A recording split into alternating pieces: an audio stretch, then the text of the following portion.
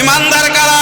তাদের জবান, যাদের কলব, যাদের কাজকর্ম, এই তিনটা এক। ইকরার বিল লিসান, জবান এক, কলব এক, কাজ এক, তারা ইমানদার। ঠিক কিনা বলেন? আল্লাহর পয়গম্বর বলে ইমানদার কারা? যারা 6 জিনিসের উপরে ঈমান আনে। ব্যাখ্যার মধ্যে যাব না। আমানতু বিল্লাহি ওয়া মালাইকাতিহি ওয়া কুতুবিহি ওয়া রুসুলিহি ওয়াল ইয়াউমিল আখির ওয়াল কদরি খাইরিহি ওয়া শাররিহি মিনাল্লাহি তাআলা ওয়াল বাসি বাদাল মাউত। এই 6 জিনিসের উপরে যারা ঈমান আনছে তারাই ঈমানদার। আপনার আমার প্রত্যেকটা হায়াতের জিন্দেগির হিসাব মালিক আল্লাহর কাছে দেওয়া লাগবে। ঠিক কিনা বলেন? আজকে যে আমরা এখানে মুসলিময় কয়েকজন মানুষ বসে আছি, এই হায়াতের জিন্দেগির হিসাব যে সময় নেওয়া হবে, বান্দার আমলের পৃষ্ঠাগুলা উল্টাইতে থাকবে, উল্টাইতে থাকবে।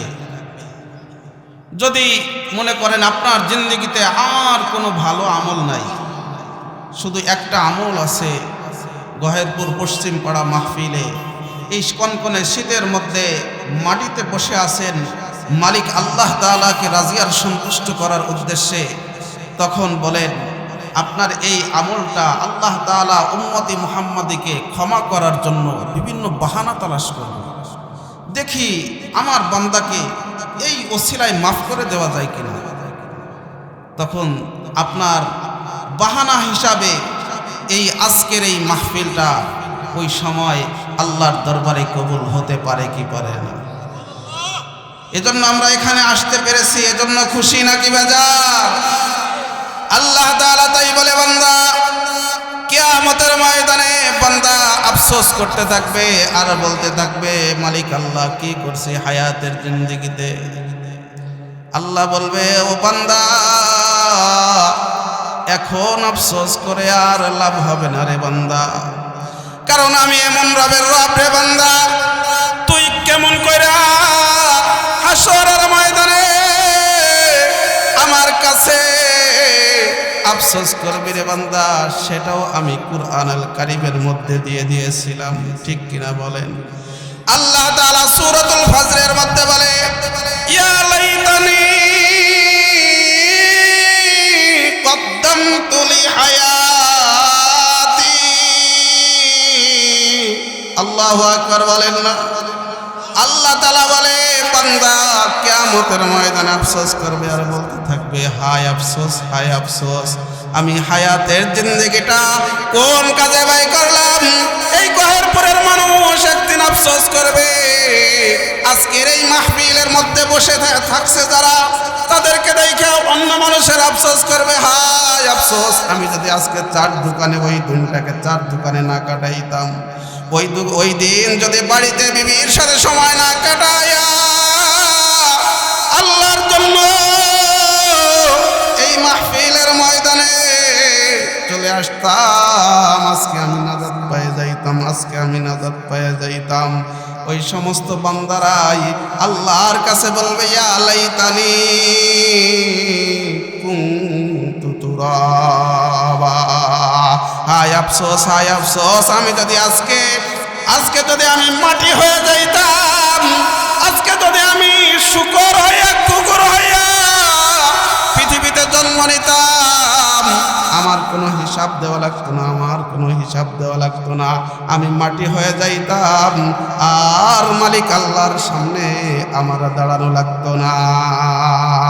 এজন্য যুবক ভাইরা, আমার বুড়া বাবারা, আজকের এই দিনের জন্য কিয়ামতের ময়দানে যেন আপনারা আমার আফসোস করা না লাগে, এজন্য বলবো আমার মাইকের আওয়াজ যত দূর যায়, আসো আসো যুবক ভাইরা, আসো উলামায়ে কেরামের জবান থেকে 2-1টা কথা শুইনা আমল কইরা মালিক আল্লাহর প্রিয় বান্দা হইয়া অন্ধকার কবরে যাওয়া যুবক ভাই, কিয়ামতের ময়দানে বান্দা আল্লাহ পাক রব্বুল আলামিনের সম্মুখে 5টা উত্তর না দিয়া, আল্লাহর পয়গম্বর বলে 5টা উত্তর না দিয়া বান্দা এক পা সামনে আগাইতে আগাইতে পারবে না, এক পা পিছাইতে পারবে না। তার মধ্যে 1 নম্বর প্রশ্ন করা হবে। আল্লাহর পয়গম্বর বলে 1 নম্বর প্রশ্ন করা হবে আন উমরিহি ফিমা আফনা, তোমার হায়াতের জিন্দেগিটা তুমি কোন কাজে ব্যয় করেছো? এ যুবক ভাইরা, বুড়া বাবারা, আজকের এই হায়াতের জিন্দেগি আপনার আমার জিন্দেগির মধ্যে আছে না নাই? জোরে বলেন, আছে না নাই? যখন দেখবে বান্দার আমলনামার মধ্যে মাহফিলের মধ্যে বসা ছিল এই সময়টা, বান্দা তখন হাসতে থাকবে আর বলতে থাকবে, আল্লাহ ভালো কোনো আমল করতে পারি নাই, আপনার নবীর ওয়ারিস হক্কানি উলামায়ে কেরামের জন্য, আপনাকে রাজি আর সন্তুষ্ট করার জন্য এই ঠান্ডার মধ্যে মাহফিলে বসে গিয়েছিলাম। আল্লাহ এই আমলটা তোমার কাছে পেশ করলাম, তুমি কবুল করিয়া এর ওসিলায় আপনাকে আর আমাকে, এই আল্লাহ আমাকে মাফ করে দাও। আল্লাহ মাফ করতে পারে কি পারে না? আমি আপনাদের সম্মুখে যে সূরাটা তেলাওয়াত করেছি, এই সূরার মধ্যে আল্লাহ তাআলা সময়ের কসম খায়। এই সূরা সম্পর্কে অনেক কথা আছে। আগে এই সূরা সম্পর্কে আমাদের মাযহাব কয়টা বলেন? 4টা। জোরে বলেন, কয়টা? 1 নম্বর মাযহাবের নাম কি? আমাদের মাযহাবের নাম কি? হানাফি মাযহাব। 2 নম্বর মাযহাব শাফি মাযহাব, মালিকি মাযহাব, হাম্বলি মাযহাব। এই 4টা মাযহাব। এই 4টা মাযহাবের মধ্যে 2য় নম্বর মাযহাব শাফি মাযহাব। শাফি মাযহাবের ইমাম শাফি রাহমাতুল্লাহি আলাইহি বলে, আল্লাহর পয়গম্বরের উপরে এই সূরাতুল আসর ব্যতীত অন্য সূরা ছাড়া, এই সূরাত শুধুমাত্র সূরাতুল আসর যদি নাজিল হইত, আল্লাহর পয়গম্বরের উপরে এই সূরাতুল আসর যদি নাজিল হইত, আল্লাহর পয়গম্বরের নবুয়ত এবং রিসালাতের দায়িত্ব পালন করার জন্য এই একটি সূরাই যথেষ্ট ছিল। বলেন না সুবহানাল্লাহ? তাহলে কত গুরুত্বপূর্ণ সূরা! এই সূরার শুরুতে আল্লাহ তাআলা কসম খায়। আল্লাহ তাআলা কিসের কসম খায়? আল্লাহ তাআলা সময়ের কসম খায়। 1 নম্বরে বলে ওয়াল আসর, সময়ের কসম, সময়ের কসম। কেন আল্লাহ তাআলা কসম খাইল? আল্লাহ তাআলার কোনো কিছুর কসম খাওয়ার দরকার আছে নাকি? তারপরেও কি জন্য আল্লাহ তাআলা কসম খাইল? বান্দা একটা কথা বললে বান্দা স্বাভাবিকভাবে নিতে পারে, কিন্তু কসম কইরা যখন কোনো বান্দা কোনো কথা বলে, ওই কথাটা সিরিয়াস ভাবে নেয়। এজন্য আল্লাহ তাআলা কসম খায় বলে ওয়াল আস।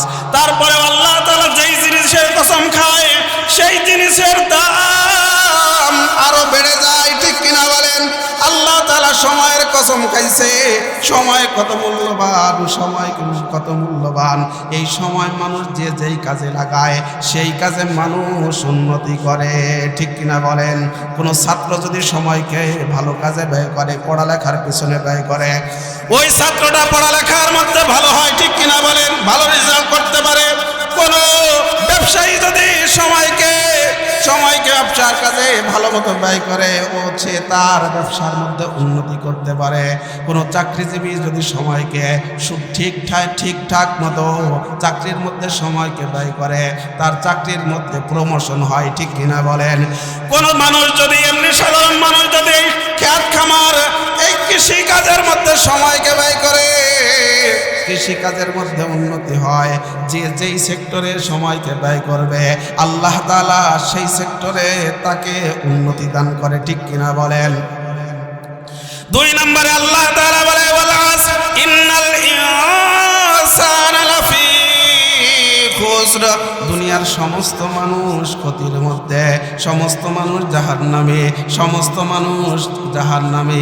আপনি বলবেন হুজুর কি জন্য আপনি এই কথা বললেন? ফরিদপুরতে আসছেন, আইসা আপনি আমাদেরকে জাহান্নামী বললেন। এ বাবা, পরের টুক আগে শুনে নেন। আগের টুক শুনে আগেই লাফ মারা যাবে না।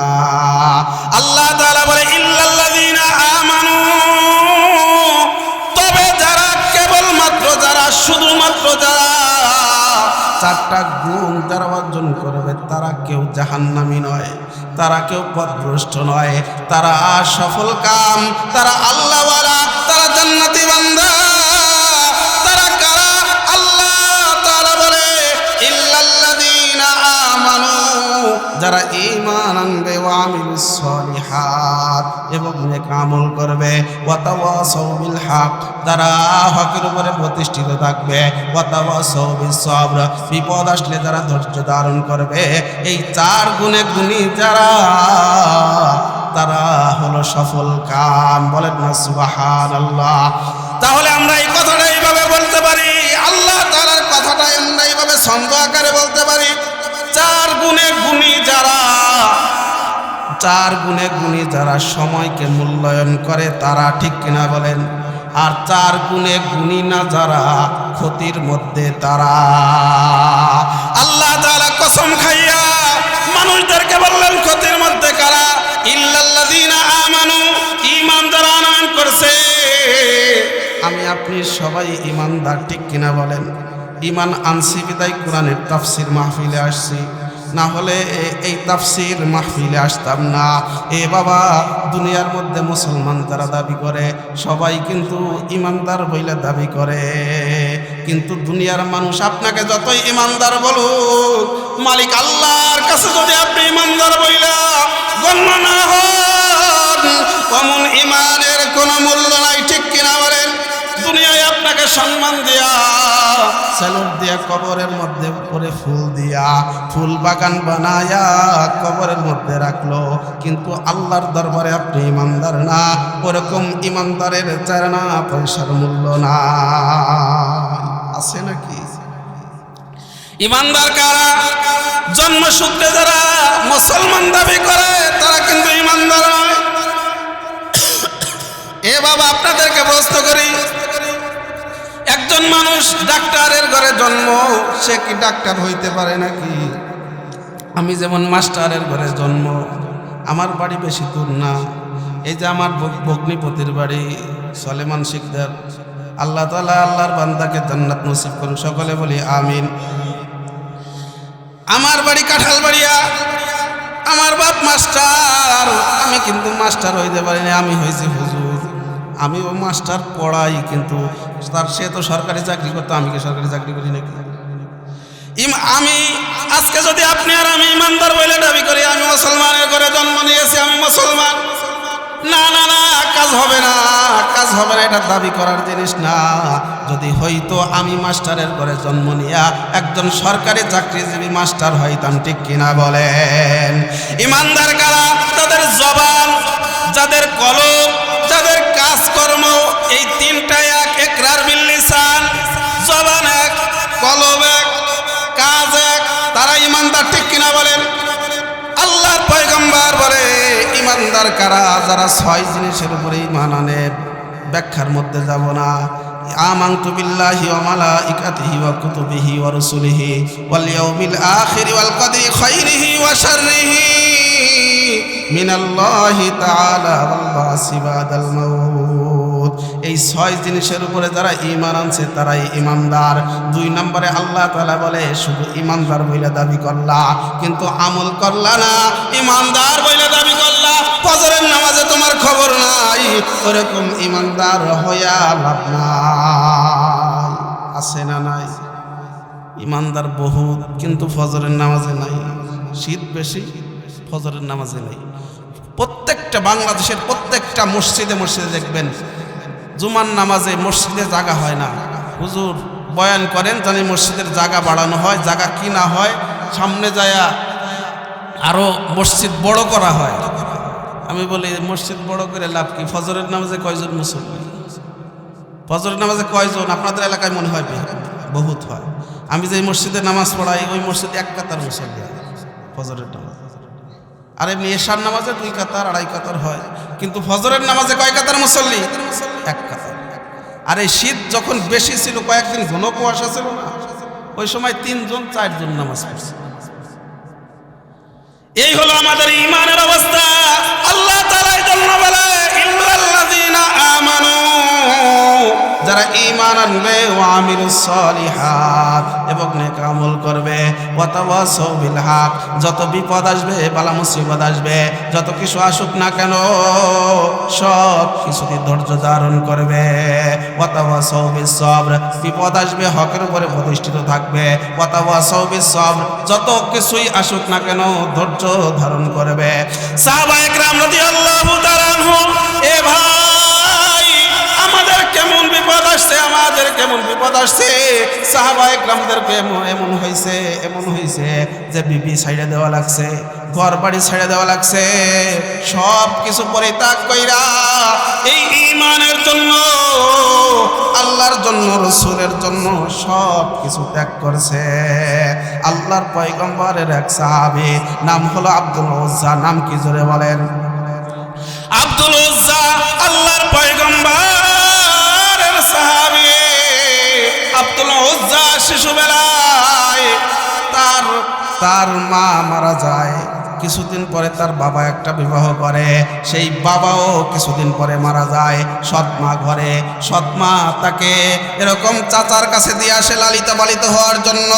চাচার অনেক টাকা পয়সা, অর্থ সম্পদ, চাচার কাছে এরকম টাকা পয়সা, অর্থ সম্পদ, ওইগুলা ভরণ পোষণ কইরা চাচাই তাকে লালন পালন করে। যখন 17-18 বছর বয়স, আল্লাহর পয়গম্বরের ওই দাওয়াত পাইছে। চাচাকে বলে, ও আমার চাচা, বলে আব্দুল্লাহর ছেলে মুহাম্মদ যে ইসলামের দাওয়াত দেয়, মুহাম্মদ কি ভুল না সঠিক? বলে সঠিক। বলেন আল্লাহু আকবার। বলে, ও চাচা তাহলে আপনি কেন ইসলাম ধর্ম গ্রহণ করেন না? বলে, আমি ইসলাম ধর্ম গ্রহণ করি না, আমার বাপ দাদার যে ধর্ম, ওই ধর্মকে চুনকারি মাখানো হয়, এজন্য আমি ইসলাম ধর্ম গ্রহণ করি না। চাচাকে ডাক দিয়ে বলে, ও চাচা, আপনি আপনার মূর্তি পূজা দিয়ে থাকেন, আমি ইসলাম ধর্ম গ্রহণ করে ফেলাইলাম। ইলাহা ইল্লাল্লাহু মুহাম্মাদুর রাসূলুল্লাহ। খানা খাইতেছিল, চাচা বলে, ওঠো, তাড়াতাড়ি ওঠো। ভাই কোথায় যাব? বলে, ইসলাম ধর্ম গ্রহণ করেছো আর আমার কাছে কোনো জায়গা নাই।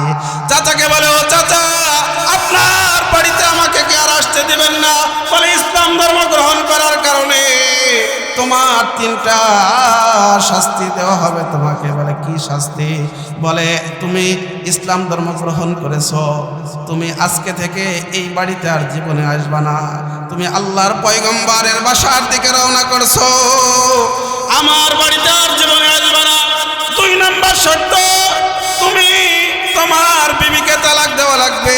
3 নাম্বার শর্ত হলো তোমার জায়গা জমি যা আছে সব আমার নামে লিখে দেওয়া লাগবে।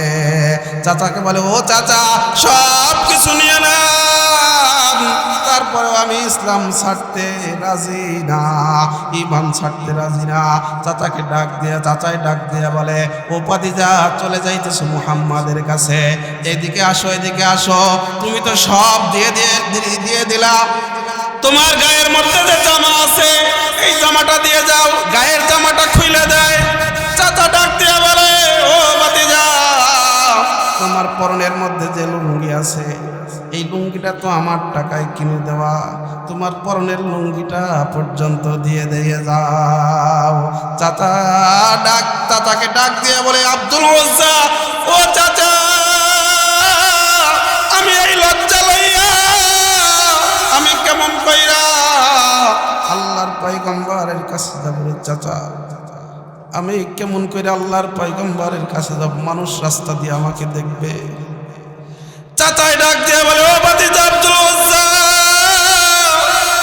তুমি মুহাম্মাদের কাছে যাইবা, তোমাকে আমি কাপড় দিব, এই জন্য তুমি লজ্জা পাইতেছো কাপড় খুইলা যাইতে। তুমি যদি লজ্জা পাও তাহলে ঈমান ছাইড়া দাও। তোমাকে আমি কাপড় দিতেছি, সব কিছু ফিরাইয়া দিতেছি। ভাতিজা ডাক দেয়া বলে, ও চাচা, না না না, আমি যে ঈমান গ্রহণ করছি সেইটা আমি ছাড়বো না। আব্দুল উজ্জা বাসা থেকে বের হয়ে যায়, ওই সৎমার বাড়ির দিকে যায়। সৎমার কাছে যায় ডাক দেয়া বলে, ও মা। সৎমাকে ডাক দেওয়ার সঙ্গে সঙ্গে সৎমা বের হয়ে আসে। বের হয়ে আসার পরে ডাক দেয়া বলে, এ বে সন্তান, তোর এই অবস্থা কেন? তুই উলঙ্গ কেন? দুই হাত দিয়া চোখ বন্ধ করে রাখা বলে, সন্তান তোর এই অবস্থা কেন? বলে, আমি মুহাম্মাদের দরবারে যাব, ইসলাম ধর্ম গ্রহণ করেছি, এই জন্য আমার এই অবস্থা। বলে, তাহলে তোমার এই অবস্থা কি জন্য হইল? বলে, আমার চাচা আমার সব কিছু রাইখে দিয়েছে। মা, তুমি আমাকে তাড়াতাড়ি একটা পোশাক দাও। মা একটা পোশাক, একটা কম্বল দেয়, দুই টুকরা কইরা, একটা পরে আর একটা গায়ে দিয়া এরকম আল্লাহর পয়গম্বরের বাসার দিকে রওনা। আল্লাহর পয়গম্বর মসজিদে নববীর পাশে আসহাবে সুফার মধ্যে সাহাবায়ে কেরামদেরকে তালিম দিতেছিল। আল্লাহর পয়গম্বরের কাছে যায়া ওই দরজার কাছে দাঁড়ায় আছে। ডাক দিয়ে আল্লাহর পয়গম্বরের চোখ পড়ছে। চোখ পড়ার সঙ্গে সঙ্গে বলে, এ যুবক সন্তান, কে তুমি? বলে, আমার নাম আব্দুল উজ্জা। আল্লাহর পয়গম্বরের কাছে আল্লাহর পয়গম্বর এরকম তাকায় দেখছে। তাকায় দেখার সঙ্গে সঙ্গে দেখে একজন যুবক একটা কম্বল গায়ের মধ্যে জড়ানো আর একটা পরা, এরকম অবস্থায় দেখার সঙ্গে সঙ্গে বলে, যুবক তোমার নাম কি? বলে, আমার নাম আব্দুল উজ্জা। বলে, কি জন্য আসছো? বলে, আমি ইসলাম ধর্ম গ্রহণ করছি। বলে, আল্লাহর পয়গম্বর ডাক দেয়া বলে, ঘরের মধ্যে আসো, ঘরের মধ্যে আসো, আসহাবে সুফার মধ্যে আসো। আল্লাহর পয়গম্বর ডাক দিয়া বলে, তোমার নাম আব্দুল উজ্জা হইতে পারে না, তুমি মূর্তির গোলাম হইতে পারো না, তুমি আজকে থেকে আব্দুল্লাহ, বলেন না সুবহানাল্লাহ, আল্লাহর গোলাম। আল্লাহর পয়গম্বর এরকম সাহাবায়ে কেরামদের মধ্যে এরকম কালেকশন শুরু করে, এই আব্দুল্লাহকে তোমরা কে জামা দিবা, কে কাপড় দিবা? পেটটা পিঠের সাথে লেগে গেছে, লম্বা করে সংক্ষেপ করতেছি। আল্লাহর পয়গম্বর বলে, কে খাবার দিবা? পেটটা পিঠের সঙ্গে লেগে গেছে। এরকম খেজুর কালেকশন করে, খেজুরটা মুখে আল্লাহর পয়গম্বর নিজে মুখের মধ্যে দেয়, বলেন না সুবহানাল্লাহ। এরকম তো থাকতে থাকে আল্লাহর পয়গম্বর আসহাবে সুফার মধ্যে। আল্লাহর পয়গম্বর এরকম তাবুকের যুদ্ধের ডাক দেয়। তাবুকের যুদ্ধের মধ্যে রওনা হয়। ওই আব্দুল্লাহ সাহাবী ডাক দিয়া বলে, আল্লাহর পয়গম্বরকে ডাক দিয়া বলে, ইয়া রাসূলুল্লাহ, ইয়া হাবিবাল্লাহ, আমার নামটাও তাবুকের যুদ্ধের ওরকম লিস্টের মধ্যে আমার নামটা লিখে ফেলেন, বলেন না সুবহানাল্লাহ। আল্লাহর পয়গম্বর এরকম কাফেলা লইয়া তাবুকের দিকে রওনা। প্রতিমধ্যে গায়ের মধ্যে প্রচন্ড পরিমাণ জ্বর, গায়ের মধ্যে প্রচন্ড পরিমাণ জ্বর। এই জ্বর অবস্থায় আব্দুল্লাহ সাহাবী ইন্তেকাল করে। ওই প্রতিমধ্যে তাকে দাফন করা হয়। আব্দুল্লাহ সাহাবী দ্বীনের জন্য, ইসলামের জন্য ঘর বাড়ি, এরকম জায়গা জমি, নিজের জামাটা পর্যন্ত কুরবানি দিয়েছে, ঠিক কিনা বলে? এজন্য আসুন আমরা সূরা আসরের প্রকৃত শিক্ষা, যে ঈমান, আমল, হকের উপরে প্রতিষ্ঠিত থাকা, সবর করা, এই চারটা গুণ আপনার আমার মধ্যে যদি থাকে, আপনি আর আমি সফল কাম হব। আব্দুল্লাহ সাহাবী যেইভাবে দুনিয়া থেকে আল্লাহ তাআলা জান্নাতের সার্টিফিকেট দিয়ে নিয়েছে, আপনি আর আমি যদি ওরকম আব্দুল্লাহ সাহাবীর মতো ঈমান আনতে পারি, আল্লাহ তাআলা আপনাকে আর আমাকে জান্নাতের মেহমান বানায়া অন্ধকার কবর নিয়ে, বলেন না। আল্লাহ তাআলা আমাদের সকলকে আমল করার তৌফিক দান করুক। সকলে বলি আমিন। ওয়া আখির দাওয়ানা আনিল হামদুলিল্লাহি রাব্বিল আলামিন। আমি আপনাদের সম্মুখে ডিস্টার্ব করছি, অল্প সময় কিছু কথা বলছি, আপনারা কষ্ট পেয়ে থাকলে আল্লাহর হস্তে ক্ষমা করবেন। আল্লাহ তাআলা উক্ত কথার উপরে আমাদের সকলকে আমল করার তৌফিক দান করুক। আমিন। আসসালামু আলাইকুম ওয়া রাহমাতুল্লাহি ওয়া বারাকাতুহু।